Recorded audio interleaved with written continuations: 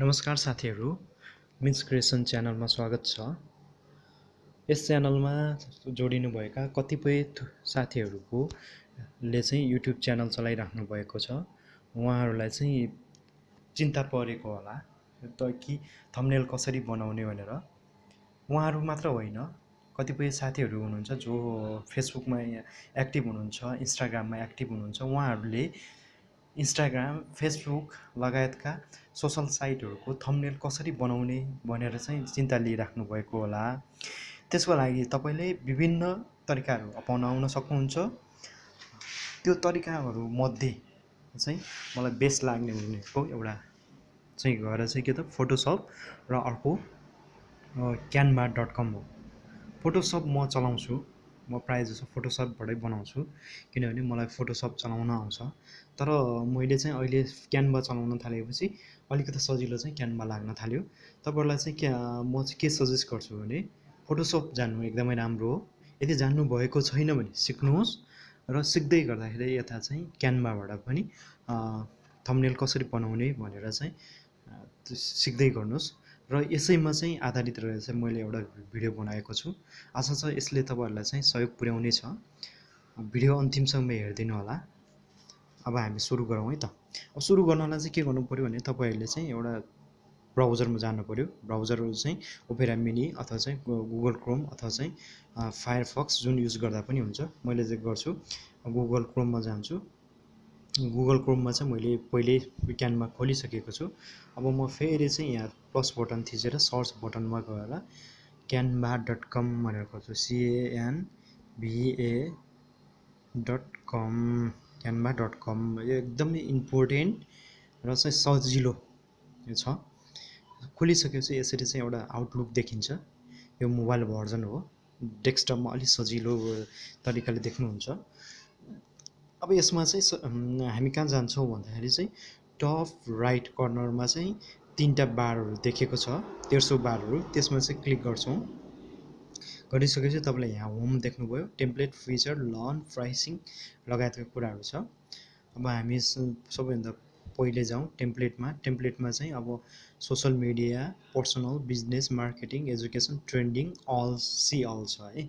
हामी जाउँ सोसल मिडियामा। सोसल मिडियामा चाहिँ इन्स्टाग्रामको चाहिँ फोटो स्टुडियोहरू स्टोरी पोस्टहरू कसरी बनाउने, त्यसपछि Facebook post, cover, Twitter post लगायतका कुराहरू कसरी बनाउने भन्ने कुरा छ। त्यसै पर्सनल जानुहुन्छ भने तपाईँले चाहिँ अब कुनै विवाहको कार्डहरू बनाउनु पऱ्यो, कुनै चाहिँ इन्भाइटेसन कार्ड बनाउनु पऱ्यो, रिज्युमे, पोस्ट कार्डहरू, प्लानर, त्यसै टी सर्टहरू बनाउनु पऱ्यो नि यहाँबाट गर्न सकिन्छ। त्यसै बिजनेसमा चाहिँ बिजनेसको लागि प्रेजेन्टेसन कसरी बनाउने, वेबसाइट कसरी बनाउने, लोगो बनाउने, बिजनेस कार्डहरू बनाउने कामहरू चाहिँ के त यो बिजनेस पाटोबाट जान सक्यो भने मार्केटिङमा चाहिँ लाई चाहिँ आवश्यक पर्ने पोस्टरहरू हुनसक्छ, ब्राउजरहरू हुनसक्छ, फ्लायरहरू, न्युजलेटरहरू हुनसक्छ। तिनीहरू पनि यसैबाट बनाउन सकियो। त्यसै गरी एजुकेसनमा चाहिँ गएर चाहिँ अब लेसन प्लानहरू एकदम इम्पोर्टेन्ट रहन्छ। त्यो बनाउने कुराहरू, वर्कसिटहरू, सर्टिफिकेट बनाउने कुराहरू भयो। त्यस पछाडि ट्रेन्डिङमा गएर चाहिँ के त तपाईँको जुम जुन अहिले एकदमै चलिराखेको जुम कुराहरूको चाहिँ ब्याकग्राउन्डहरू बनाउन सकियो, कन्सेप्ट म्यापहरू बनाउन सकियो। हेर्नुहोस् त यति इम्पोर्टेन्ट कुराहरू चाहिँ तपाईँले चाहिँ एउटै वेबसाइटमा आएर डिजाइन गर्न सक्नुभयो। त्यसको लागि तपाईँलाई त्यति सिपको जरुरत परेन। जति चाहिँ के त तपाईँले फोटोसपमा चाहिँ आवश्यक पर्छ। फोटोसपमा तपाईँलाई चाहिँ अलिकति गहिरो नलेजको आवश्यक पर्छ भने यसमा चाहिँ सतही सर्फेस नलेज भए पनि हुन्छ। त्यसपछि अहिले हामीले चाहिँ बनाउन लागेको चाहिँ युट्युबको चाहिँ थम्बनेल। युट्युबको थम्बनेल किन आकर्षक बनाउन आवश्यक छ भन्दाखेरि चाहिँ सबैभन्दा बाहिर तपाईँको च्यानलको भिडियोलाई जज गर्ने भनेको युट्युबको थम्बनेलले नै हो। तपाईँले युट्युब थम्बनेल जति राम्रो बनाउनुहुन्छ उति मान्छेले क्लिक गर्ने, त्यसपछि सब्सक्राइब गर्ने सम्भावना रहन्छ। तपाईँले थम्बनेल बनाइसकेपछि टाइटल पनि त्यत्तिकै एकदमै जानकारीमूलक, एकदम आई क्याचिङ हुनु पऱ्यो। त्यस्तै चाहिँ तपाईँको भिडियो कन्टेन्ट पनि त्यस्तै हुनु पऱ्यो। अब हामी लागौँ थम्बनेलतिर बनाउन। तपाईँले देख्नुभएको रहेको छ त्यसमा सिएल छ, सिएलमा चाहिँ क्लिक गर्नुहोस्। सिएलमा क्लिक गरिसकेपछि यहाँ चाहिँ सर्च बारमा जानुहोस्। सर्च बारमा गएपछि युट्युब थम्बनेल भनेर हानिसक्दा नसक्दै तपाईँले यहाँ चाहिँ के त या YouTube channel art, YouTube display ad, YouTube icon, YouTube thumbnail लगायतका कुराहरू चाहिँ यहाँ चाहिँ देख्नुहुन्छ र यसैबाट बनाउन सक्नुहुन्छ। अब म क्लिक गर्छु युट्युब थम्बनेलमा। खुल्दैछ, मेरो मोबाइल अलिकति स्लो छ, इन्टरनेट स्लो छ। अब यो खुलिसकेको छ है। खुलिसकेपछि यहाँ create a blank YouTube thumbnail भनेको छ, त्यो गर्न सकियो। त्यसै तल टेम्प्लेटहरू छ, टेम्प्लेटहरूलाई लिएर चाहिँ बनाउन सकियो। हेर्नुहोस् त कति राम्रो राम्रो चाहिँ आकर्षक टेम्प्लेटहरू छ। म त्योभन्दा पनि यहाँ चाहिँ क्रिएट अ ब्ल्याङ्क भन्नेमा चाहिँ क्लिक गर्छु, यो प्लसमा गएर। यसबाट आफ्नै तरिकाले बनाउन सकिन्छ। यो आइसके पछाडि तपाईँले टेम्प्लेटहरू लिन सक्नुहुन्छ, जुन टेम्प्लेटहरू अघि तपाईँले देख्नुभएको जस्तै हो। म तर त्यो लिँदिनँ। म चाहिँ के गर्छु, यहाँ रहेको फोटो लिन्छु। फोटोहरूमा पनि धेरै प्रकारका फोटोहरू छ। ल हेर्नुहोस् त, ट्रेन्डिङ फोटोहरू छ, थुप्रै एकदम आकर्षक फोटोहरू छ। म के गर्छु भने यति मध्येमा चाहिँ यो एउटा ल्यापटपवाला चाहिँ लिन्छु। आइसकेको छ हाम्रो, यहाँ आयो। आइसके पछाडि तपाईँले चाहिँ यहाँ कहाँनिर प्लेस गर्ने हो प्लेस गर्नुहोस्। अब यो एउटा चाहिँ फोटो राखिसक्नुभयो। राखिसकेपछि तपाईँले चाहिँ त्यहाँ राइट साइडको बटम पार्टतिर त्यहाँ प्लस देख्नु भएको छ। प्लसमा चाहिँ तपाईँ क्लिक गरेर चाहिँ अरू थप कुराहरू राख्न सक्नुहुन्छ। अब यो प्लस बटनमा थिच्छु। प्लस बटनमा चाहिँ गइसक्यो। टेम्प्लेटका कुराहरू देख्नुभयो, कस्तो प्रकारको बनाउने हो त्यो कुराहरू रहन्छ। त्यसपछि अपलोड छ। अपलोडमा चाहिँ तपाईँले बनाइसकेको चाहिँ टेम्प्लेटहरू चाहिँ कता चाहिँ अपलोड गर्ने हो गर्न सक्नुहुन्छ।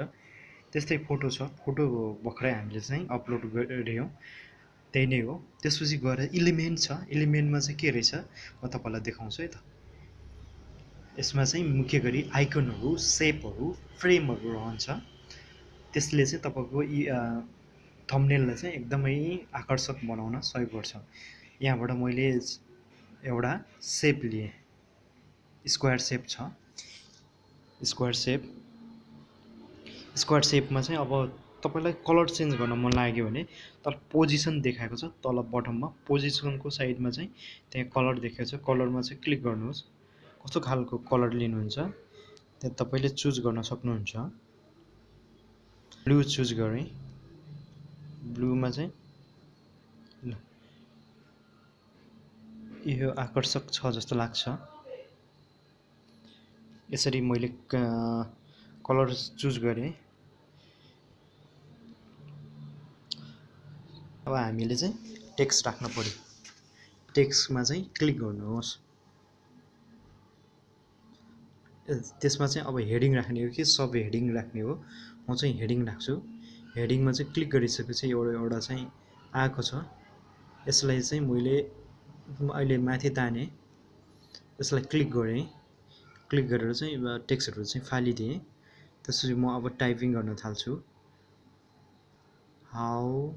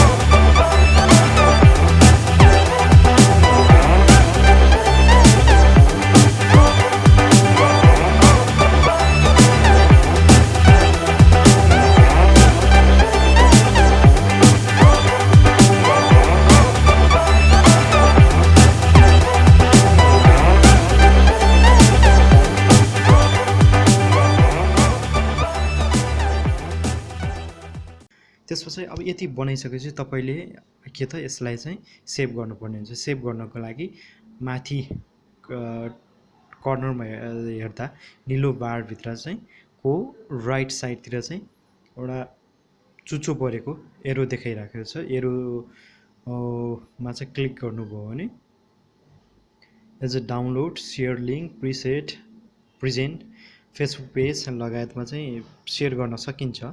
तर तपाईँलाई चाहिँ सजेस्टेड भनेको डाउनलोड गर्न भनेको छ। म डाउनलोड गर्छु। डाउनलोडमा अब फाइल टाइप कुन गर्ने हो? यहाँ चाहिँ पिएनजी भनिएको छ है। PNG, JPG, PDF, print. हामीले चाहिने चाहिँ पिएनजी अथवा चाहिँ जेपिजी हो। पिएनजीले के फाइदा पुर्याउँछ भन्दाखेरि तपाईँले यसलाई लगेर फोटोमाथि राख्नुभयो भने तपाईँको चाहिने पार्ट मात्र देखाउँछ, त्यो बाहेक अरू पार्टहरू देखाउँदैन। यसले पनि सजेस्टेड चाहिँ पिएनजीले नै गरेको छ। म त्यही पिएनजी नै युज गर्छु। अब यसलाई चाहिँ डाउनलोड हुँदैछ र डाउनलोड भइसकेको छ। अब ल हेर्नुहोस् त, थम्बनेल बनिसकेको छ र यसरी तपाईँहरूले थम्बनेल बनाउन सक्नुहुन्छ canva.com-बाट। यसबाट तपाईँहरूले युट्युबको थम्बनेल मात्र नभई फेसबुक, इन्स्टाग्राम लगायतका थम्बनेलहरू बनाउन सकिन्छ। त्यस्तै गरेर फ्लायरहरू, ब्रोचरहरू पनि बनाउन सकियो। एकदम काम लाग्ने वेबसाइट छ, तपाईँहरूले चाहिँ युज गर्न सक्नुहुनेछ।